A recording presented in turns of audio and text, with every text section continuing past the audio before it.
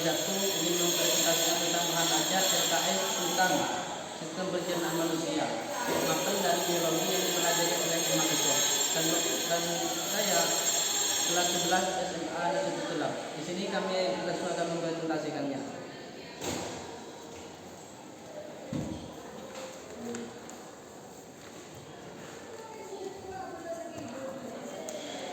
Mulut. Di dalam mulut terjadi pencernaan makanan secara makan, secara mekanik oleh gizi dan kimiawi, oleh enzim amilase leaktin yang menguraikan amilum dalam kurung polisakarida menjadi maltosa dalam kurung disakarida. Dan di dalam mulut juga terdapat bagian-bagian lain, yaitu mulut, gigi, lidah, kelenjar, salira, dan bibir.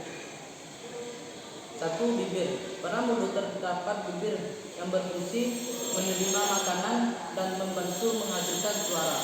Yang kedua yaitu gigi. Gigi juga berfungsi untuk menggigit, memotong, menyobek dan mengudah makanan dan lain sebagainya. Struktur gigi terdiri atas 3 bagian: mahkota atau korona, leher gigi atau kolum, dan akar gigi atau rating. Dan anatomi gigi terdiri dari 4 lapisan epil, dentin, cementum, dan pulpa.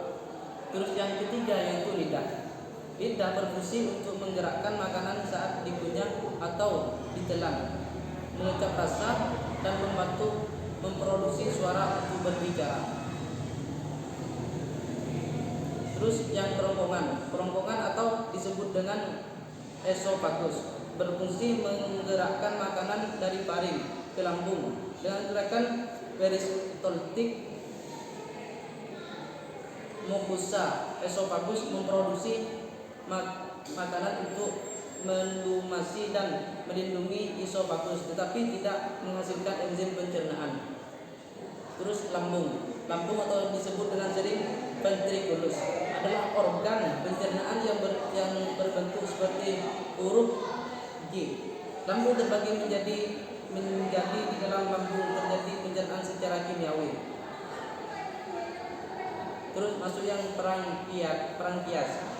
Pankreas tersusun dari sel-sel eksokrin yang menghasilkan enzim pencernaan serta sel-sel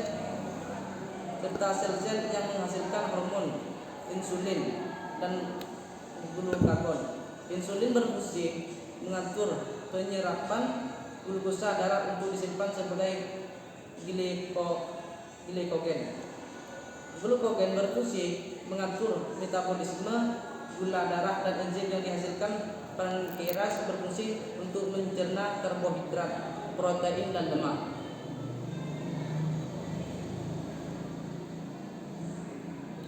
Enzim pankreas. Trypsinogen, kimatreksin, lipase, amilase, karboksipeptidase, amilopeptidase, dan dipeptase. Terus usus halus atau yang disebut dengan intestinum tenue. Usus halus memiliki diameter yaitu 2,5 cm dan panjang 3-5 meter.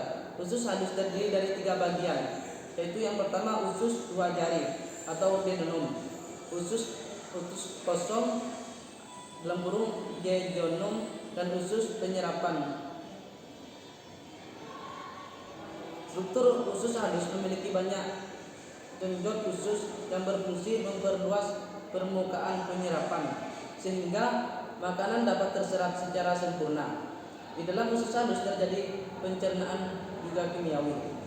Macam-macam enzim usus halus: amilase, miltase, sukrase, lantase, tripsin, chymotrypsin, eripsin atau dipeptidase, lipase, pankreas, dan lipase usus.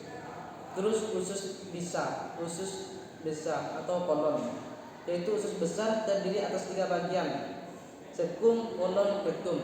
Dan selanjutnya juga akan dilanjutkan anggota kami.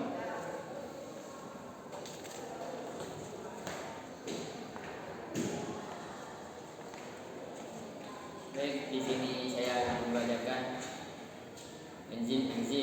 1. Mulut.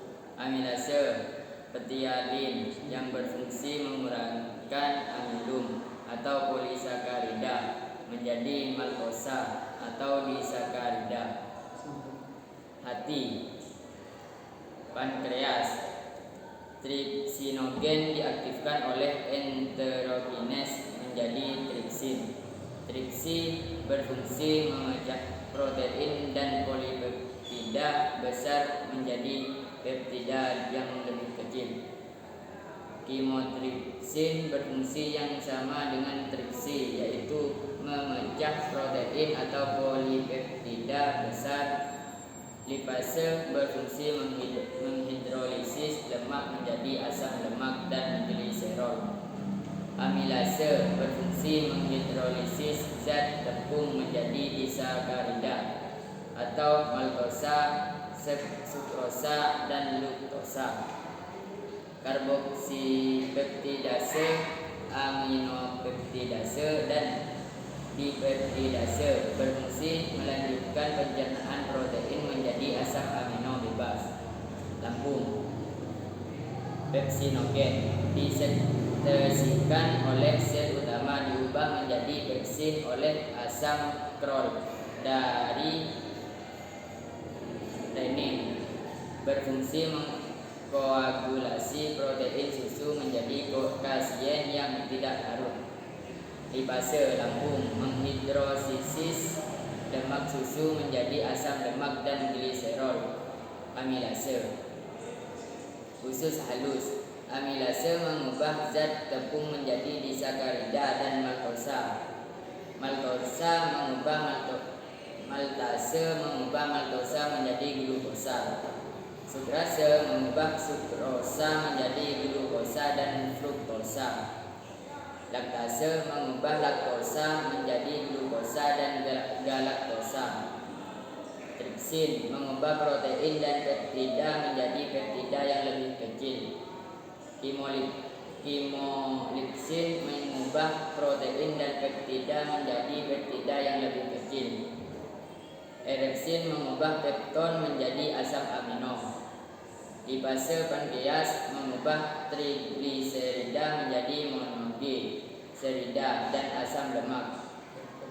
Lipase usus mengubah monogliserida menjadi asam lemak dan gliserol. Cukup sekian dari presentasi kelompok kami. Kurang lebihnya mohon maaf. Wassalamualaikum